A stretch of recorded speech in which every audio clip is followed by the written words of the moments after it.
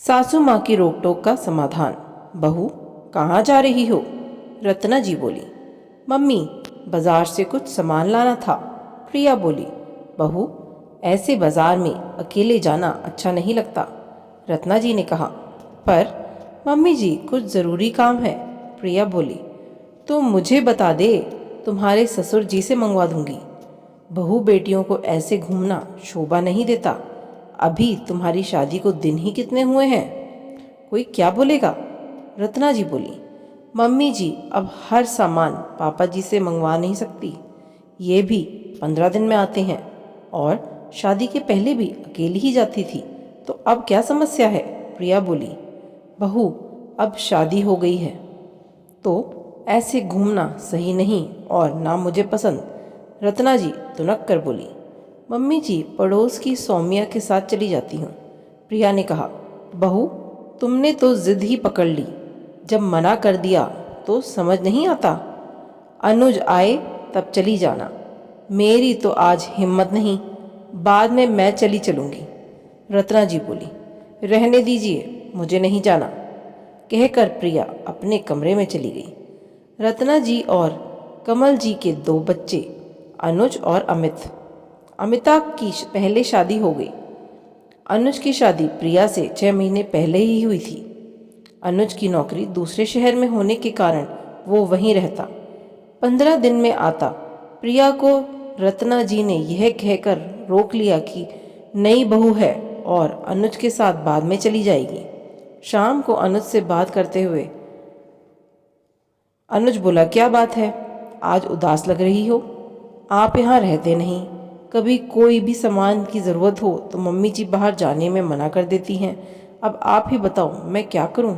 प्रिया बोली। तुम भी किस ज़माने में रहती हो? ऑनलाइन का ज़माना है, ऑर्डर करो और मंगवा लो, अनुज बोला। अरे सही कहा आपने, आपने तो मेरी समस्या का समाधान कर दिया, प्रिया खुश होकर बोली। प्रिया ने अपनी ज़रूरत के सामान बुक करवा दिए। अभी दोपहर में कौन आया है? बहू, देख दरवाजे पर कौन है, रत्ना जी बोली। प्रिया दरवाजे पर आती है तो डिलीवरी बॉय होता है। सामान लेकर प्रिया अंदर आती है। यह क्या है बहू? रत्ना जी बोलती हैं। कुछ नहीं मम्मी जी, कुछ सामान चाहिए था तो मैंने मंगवाया है, कहकर प्रिया कमरे में चली जाती है। कुछ दिन बाद अनुज घर पर आता है तो रत्ना जी कहती हैं, बेटा बुरा मत मानना, लेकिन बहू तो मनमानी करने लग गई है। क्यों माँ, क्या हो गया? अनुज ने पूछा। बेटा, कभी कोई सामान देने आता है तो कोई लेने आता है, कोई तरीका होता है, रत्ना जी बोलती हैं। माँ, इसमें गलत क्या है? प्रिया आपके साथ रह रही है।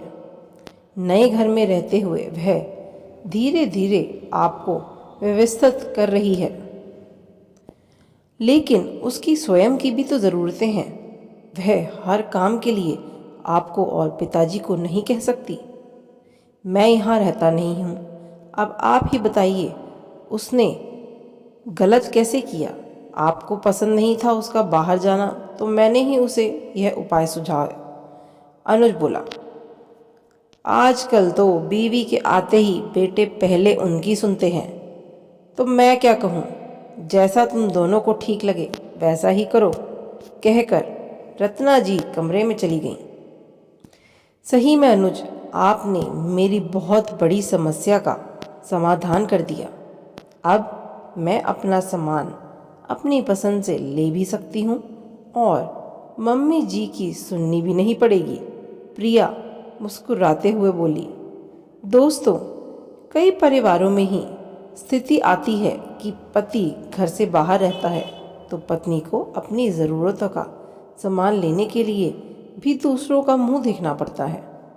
उसके आने जाने पर रोक टोक की जाती है, लेकिन आज के समय में ऑनलाइन सुविधा ऐसी हो गई है जिससे हर व्यक्ति घर बैठे ही सामान ले सकता है और हमारे बड़ों को हमारे साथ थोड़ा एडजस्ट करना चाहिए। आशा करती हूँ आपको ये कहानी अच्छी लगी होगी। चैनल पर नए हैं तो चैनल को सब्सक्राइब ज़रूर करिएगा। धन्यवाद।